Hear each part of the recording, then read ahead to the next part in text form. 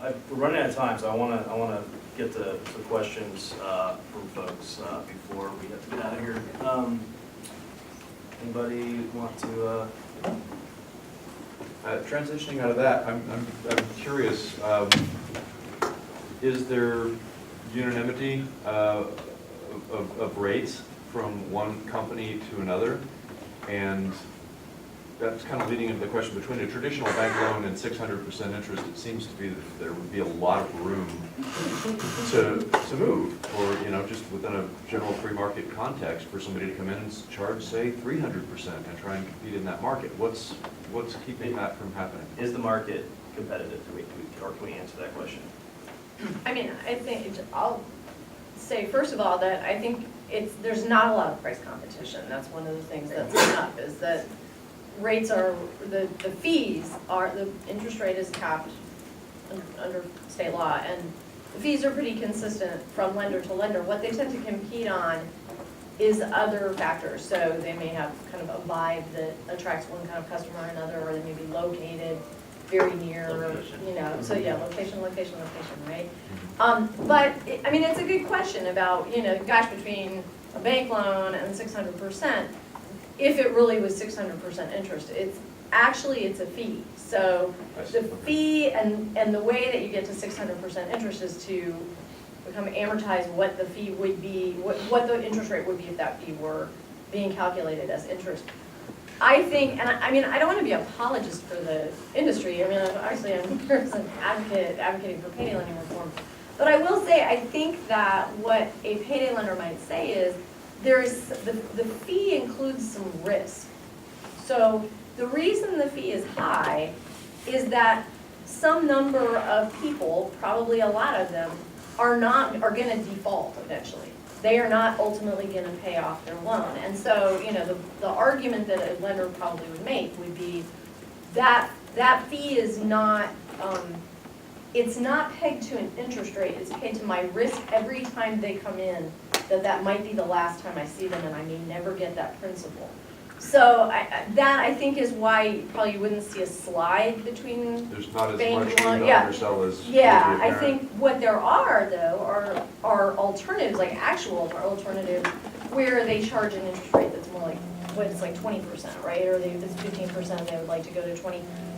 So there are alternative structures. They have a hard time competing, I think, with the extreme convenience of traditional payday lenders. Can I interject just a data point? Just, you asked about like percentage. If you Google non-for-profit payday lending, there's an example out there from Wisconsin. Name of the company was Good Money.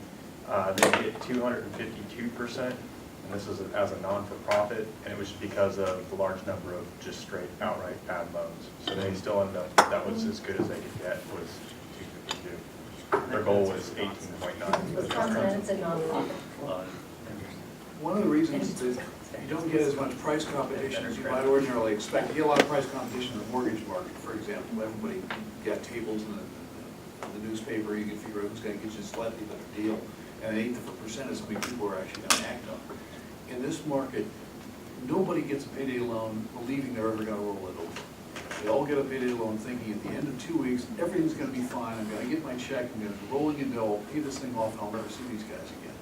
And the difference of $50 or $25 is fairly trivial relative to convenience if it's a one-time only transaction. It's only when it goes over and over and over again and start to add up to be real money. Thank you. What about looking at other states? What are is there an apples to apples comparison there in terms of rates?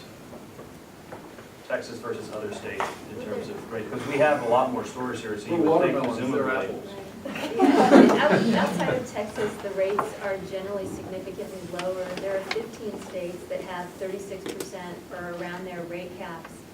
And in those states, there were some surveys done recently, and they found in some of those rate caps are relatively new, and they surveyed people who had used payday loans before, and only 5% of the individuals who had used payday loans said that they were going to seek them elsewhere, either online or other areas. But the vast majority of people were happy that option wasn't available to them. They were going to family and friends, they were using pawn shops, they were using other means of meeting their needs or negotiating with their Then there's a segment of states, about 17, that have rate caps of $10 to $15 on 100. And so that's more or less half of what's being charged in Texas. And in those states, the businesses are operating and functioning. So, and then another industry, and actually you'll see a lot of op-eds by these businesses, which is consumer finance companies. They operate actually in that space in between the bank loans and the 600%. And I've seen a number of complaints from individuals who've gotten caught. And there is one thing I wanted to correct Beyond, which is that a lot of these auto title loans are secured loans, and lots of people lose their cars.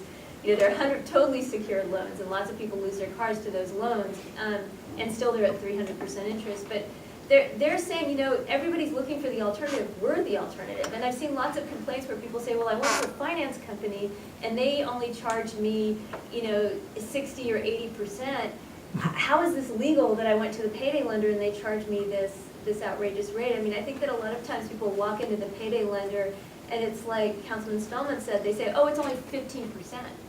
Because it's 15% for 2 weeks. And so people don't necessarily think about it as the long-term impact of the loan. And so a lot of times if people maybe thought about it a little differently in the long-term impact, they might go to another option or seek out another option. And the other point Okay, I was, okay. Because we only have a few minutes Sure. left.